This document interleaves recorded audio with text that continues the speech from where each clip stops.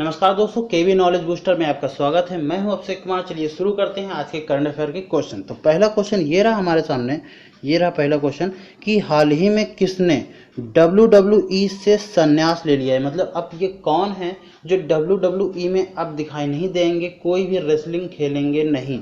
तो the legend one and only कौन हो सकता है? अंडरटेकर। कौन है? अंडरटेकर। इनकी क्या बात कहें, सभी लोग जानते होंगे। मुझे नहीं लगता शायद आज के ज़माने में कोई इनको ना जानता हो। ये बहुत ही प्रख्यात और बहुत ही प्रसिद्ध WWE के चैंपियनशिप के ये रेसलर रह चुके हैं। और इनका जन्म, अच्छा आप पता कर लीजिए बस। तो जन्म कब है? 24 मार्च को। कब? 24 मार्च को 1965। तो काफ़ी ज़्यादा उम्र भी हो गई है, काफ़ी बड़ी उम्र में इन्होंने संन्यास लिया है।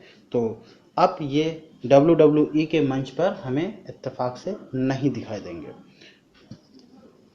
क्वेश्चन नंबर 2 है कि भारत के पहले virtual health care and hygiene expo 2020 का उद्घाटन किसने किया है? तो मानसुख मंडाविया ने अभी इसका उद्घाटन किया है। मानसुख मंडाविया ने पहले virtual health care and hygiene expo 2020 का उद्घाटन किया है। अच्छा, इनके अंतर्गत ये कौन से राज्य मंत्री हैं ये पता होना चाहिए। तो जहाज रानी और रासायनिक उर्वरक मंत्रालय इन्हीं के अंतर्गत आता है। अच्छा, केंद्रीय रसायन और उर्वरक मंत्री कौन है? DV सदानंद गौड़ा। इससे पहले भी मैं कई बार बता चुका हूं, फिर भी DV सदानंद गौड़ा ये कौन है? रासायनिक उर्वरक मंत्रालय के मंत्री हैं। क्या क्लियर? अच्छा, रमेश पोखरियाल हो गया, रविशंकर प्रसाद हो गया, अर्जुन मुंडा। जल्दी से इनके बारे में भी बता देते हैं। तो रमेश पोखरियाल ये कौन है? ह्यूमन रिसोर्स एंड डेवलपमेंट मंत्रालय यानी कि मानव विकास संसाधन मंत्रालय, इन्हीं के अंतर्गत आता है। ह्यूमन से रिलेटेड कोई भी समस्या होती है यही देखेंगे। इसी तरीके से रविशंकर प्रसाद ये इलेक्ट्रॉनिक्स एंड इंफॉर्मेशन टेक्नोलॉजी, इससे रिलेटेड कोई भी समस्या होगी रविशंकर प्रसाद जी देखेंगे। अर्जुन मुंडा कैबिनेट मिनिस्टर हैं ये, ठीक है। तो इतनी जानकारी हमें मिलती है। नेक्स्ट क्वेश्चन पर चलेंगे हम लोग। क्वेश्चन नंबर 3 है कि इंटरनेशनल विडोज डे कब मनाया जाता है? तो इंटरनेशनल विडोज डे यानी अंतर्राष्ट्रीय विधवा दिवस हर साल 23 जून को मनाया जाता है। ठीक है, ये कब मनाया जाता है? हर साल 23 जून को मनाया जाता है। इसकी फाउंडेशन सबसे पहले कब मनाया गया था? तो लूम्बा फाउंडेशन जो है वो 2005 में इसकी शुरुआत की थी। पर उसने ये बताया था कि जब जिन महिलाओं के पति खत्म हो जाते हैं, मर जाते हैं, तो उन्हें ना तो कोई सरकारी कोई सुविधा मिलती है और बहुत सारी उनको कठिनाइयों का सामना करना पड़ता है और समाज भी उनको एक अलग तरीके से देखता है, एक खराब दृष्टि से देखता है उनको। मतलब ये देखता है कि हाँ ये विधवा है, इसको थोड़ा सा ये करना चाहिए। हमारे यहाँ भी बहुत सारा रिवाज होता है, सफ़ेद साड़ी पहनना वगैरह वगैरह, बिल्कुल सादा खाना खाना, अब कई हद तक सही है। तो इसके लिए इन्होंने ये मनाया था। फिर यूनाइटेड नेशन ने देखा कि हाँ ये बात सही है, तो उसने 23 जून 2010 को, ध्यान रखिएगा, 23 जून 2010 को इसको बिल्कुल आधिकारिक तौर पर मान्यता प्राप्त दे दी कि अब ये हर साल 23 जून 2010 से अब हर साल ये मनाया जाएगा और इसमें लोगों को जागरूक किया जाएगा कि विधवा होने के बाद उनके साथ ऐसा भेदभाव ना करें। अच्छा, संयुक्त राष्ट्र की बात आ जाती है। तो संयुक्त राष्ट्र का मुख्यालय कहाँ पर है? न्यूयॉर्क में है। इससे पहले भी हमने कई बार बताया है, पर न्यूयॉर्क में है।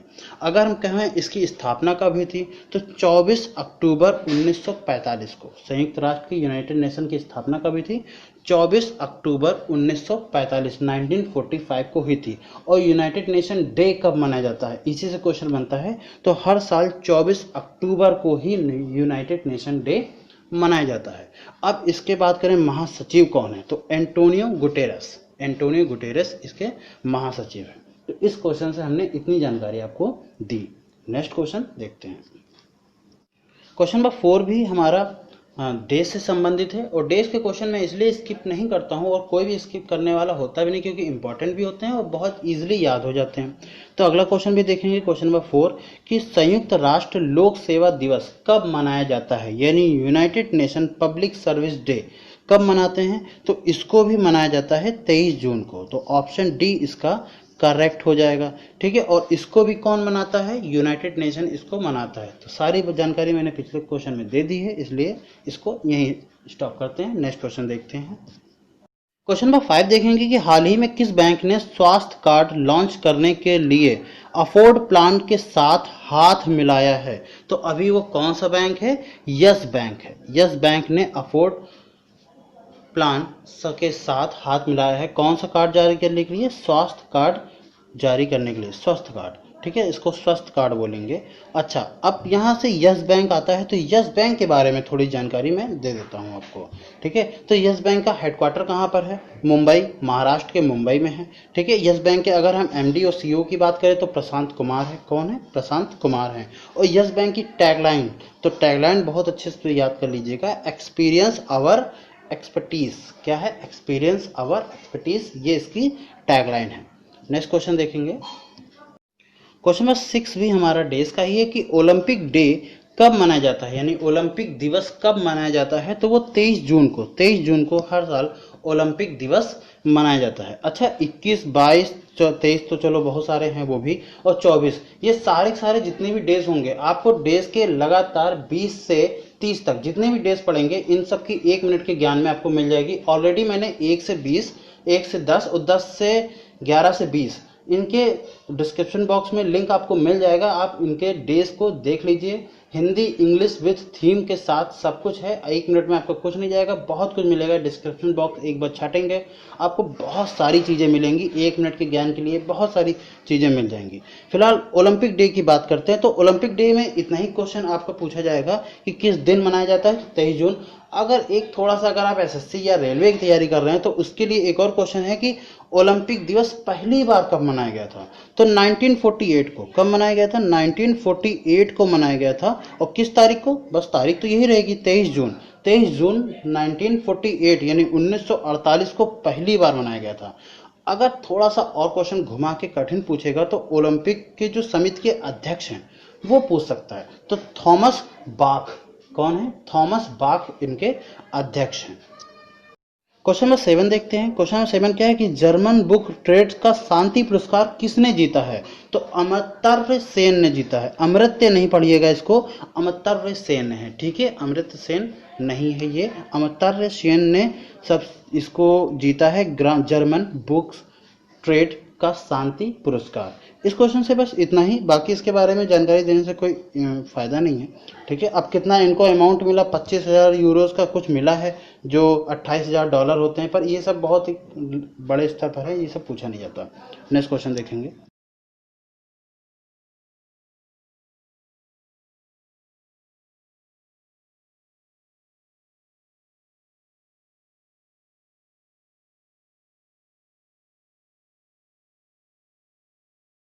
क्वेश्चन नंबर 9 और आज का लास्ट क्वेश्चन भी कि अभी हाल ही में किसे liquid cooling and heating government यानी LCHG इसका शॉर्ट फॉर्म भी है और इसको फुल फॉर्म में भी पूछा जा सकता है, इसलिए याद रखिएगा कि लिए पेटेंट मिल गया, यानी कि अब ये इस टाइप के कपड़े बना सकते हैं। तो कौन बना सकता है?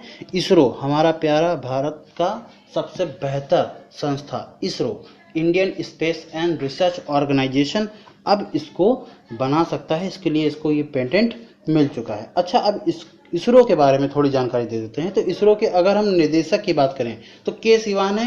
हेडक्वार्टर कहाँ पर है? बेंगलुरु में है। कहाँ पर है? बेंगलुरु में है। और इसकी स्थापना कब हुई थी? 1969 में हुई थी। कब हुई थी? 1969 में। तो ऑलराइट, आज के लिए इतना ही। Thank you very much. आप इसी तरीके से knowledge booster, KB knowledge booster को आप सपोर्ट करते रहिए। Thank you very much. जय हिंद। और आप केबी नॉलेज बूस्टर आपका हमेशा आभारी रहेगा। Thank you very much your love and support के लिए।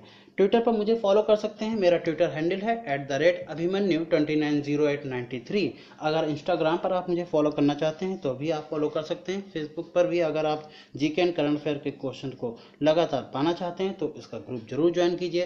पर अगर आपके पास कोई भी क्यूरी है, किसी प्रकार की समस्या है, कुछ नहीं समझ में आ रहा है कि कैसे क्या करें, और अगर आप चाहते हैं कि मुझसे बात करना उस विषय में, या आपके पास कोई समस्या है, कुछ पूछना है, तो आप मुझे @kb_ca टेलीग्राम पर सर्च करेंगे, मेरा चैनल मिल जाएगा और आप उसको ज्वाइन कर लीजिए। वहाँ पर आप मुझसे डिस्कशन कर सकते हैं। Thank you very much. जय हिंद।